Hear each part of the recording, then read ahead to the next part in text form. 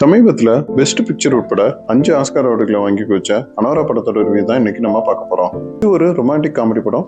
San Baker எழுதி இயக்கி edit பண்ணியிருக்காரு. இந்த 3 கேட்டகரிலையும் ஆஸ்கார் வாங்கியிருக்காரு.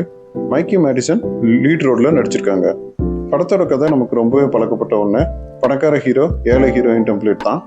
நம்ம ஹீரோயின் அனோரா என்ற அனி பாலியல் தொழிலாளியா இருக்காங்க. கிளப்ல டாப்லெஸ் டான்ஸ் ஆடுறாங்க. ரஷ்ய மொழி தெரிஞ்சதால கிளப்புக்கு வர்ற ஒரு ரஷ்ய இளைஞனுடன் பழக்கம் ஏற்படுது. அவன் ஹோம் சர்வீஸ் வருவீங்களான்னு கேட்டு வீட்டுக்கு வர சொல்றான்.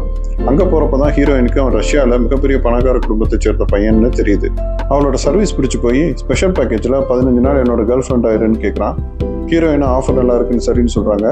ஜாலியா சுத்திட்டு அந்த பையன் கல்யாணம் பண்ணிக்கலாமான்னு கேட்க ஹீரோயினும் ஓகே சொல்றாங்க. உடனே மேரேஜும் பண்ணிக்கிறாங்க. வழக்கம் போல ஹீரோவோட அப்பா கோவப்பட்டு ஆட்கள் அனுப்பி இவங்களை பிரிக்க முயற்சி பண்றாங்க. இவங்க 2 பேரும் பிரிஞ்சாங்களா இல்ல ஒண்ணு சேர்ந்து வாழ்ந்தாங்களா என்பதை படத்துல பாருங்க.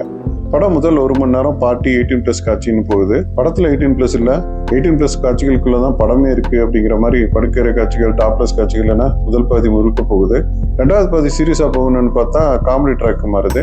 படுக்கிற காட்சிகள் மட்டுமல்ல எனக்கு நடிக்கவும் தெரியும் என்று ப்ரூவ் பண்ணி சிறந்த நடிகைக்கான ஆஸ்கர் வாங்கியிருக்காங்க ஹீரோயின் மைக்கி மேடிசன். அடியல் குரூப்ல வருவான். அவனோட கேரக்டர் ரொம்ப அருமையா இருக்கும். கிளைமேக்ஸ்ல இவனுக்கும் ஹீரோயினுக்கும் வச்ச அந்த சீன் ரொம்பவே நல்லா இருக்கும். நல்லா டச்சிங்கா இருந்தது. இவருக்கு சிறந்த துணை நடிகருக்கான ஆஸ்கார் விருது வழங்கப்பட்டது என்பது குறிப்பிடத்தக்கது. சூப்பரான படம் என்பதுல மாற்று கருத்தே கிடையாது. ஆனால் எதுக்கு இத்தனை அவார்டு கொடுத்தாங்கன்னு தான் எனக்கு புரியல. கண்டிப்பா பார்க்க வேண்டிய படம். ஆனா தனியா பாருங்க.